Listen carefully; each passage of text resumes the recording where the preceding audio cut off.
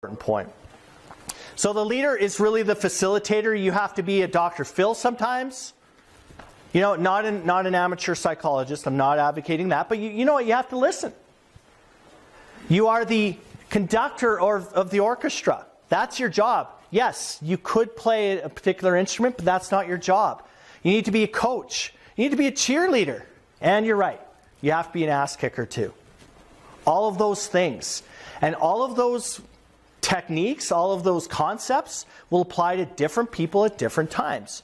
And K-Country, you'd said it perfectly where, you know, some people respond well to, hey, man, like, dude, you got to be better. You're right. My bad. Whereas other people of you said that, hey, you got to be better. Whoa, what's so much pressure? Hey, that's part of leadership. Connecting with your people, knowing what drives them, what motivates them, what values they have. But you have to be a facilitator, particularly in public safety, particularly. Why is it so important in our line of work to be a facilitator and not a doer of everything? Because often you don't have direct line authority. Yeah. Correct. Having to get a diverse set of people to do something that's dangerous and chaotic. As a volunteer. As a volunteer. Yeah. Totally. Totally.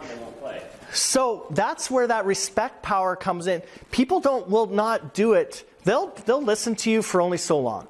And frankly, I don't have to. Hey, I can volunteer doing 10 million other things. Trust me. But I'm here because I respect you. I respect the job, and so on and so forth. That's a very good point. You don't have that direct line of authority. What else? I know this kind of already been said, but since I've been past 10 minutes, I'm realizing at work, in my work environment, that I am all those to all the different personalities that are surrounding me all day long, and that I feel like, God, am I like contradicting my personality, like who I am? But no, it's how I'm communicating differently with each of the people. Yep. Yeah, and that's part of the leadership journey. Yeah, absolutely, and that's how you need to connect for sure. I feel, Yeah. oh, I'm not being true to myself, but no. Yeah. No. Yeah. I am. I'm being true at that moment with that person. Exactly. Yeah. Yeah. And you're being present and you're engaging with them and so on and so forth. Yeah. Yeah. Agree. 100%. Now, when you're on scene, okay, you're doing a mountain rescue, and you are the team leader or incident commander, whatever that looks like. Can you be everywhere? No. Cannot be. All right. In fact, you shouldn't be. But have we worked for people that try to be?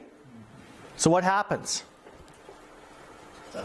Stuff gets missed, for sure. And that poor leader gets stressed out because they're so far behind the curve. Then that leads to a culture of fear, stress. They lose the big picture. So as a leader, you have to facilitate. That means you bounce around, and then you deep dive where you need to. So if somebody's having trouble building an anchor, right, they're just not getting it, or whatever that is, well, you're bouncing around, but if they need help, you step in, you help. Yeah, how about you do this, this will help. Then you detract again, or extract yourself from it. You have to facilitate, especially in public safety. What I've seen too is when that guy's trying to be everywhere and stuff starts to go wrong, then he starts blaming. Absolutely, exactly. Yep. And then it just... And then the team's like, okay, well, fine. You know what, dude? You tie everything then. You rig everything. I'll just hold the rope. I'll hand you. Oh, you need a beaner? Okay, there you go, sir. That starts to happen. And then as from a volunteer perspective, it's like, I don't need this shit. I don't need this. And you talked about it. And that's one thing at work where you put up with it because you get paid. But as a volunteer, I'm like, I'm out of here, man. So yeah, very, very good examples. So we are the facilitators and we don't dictate.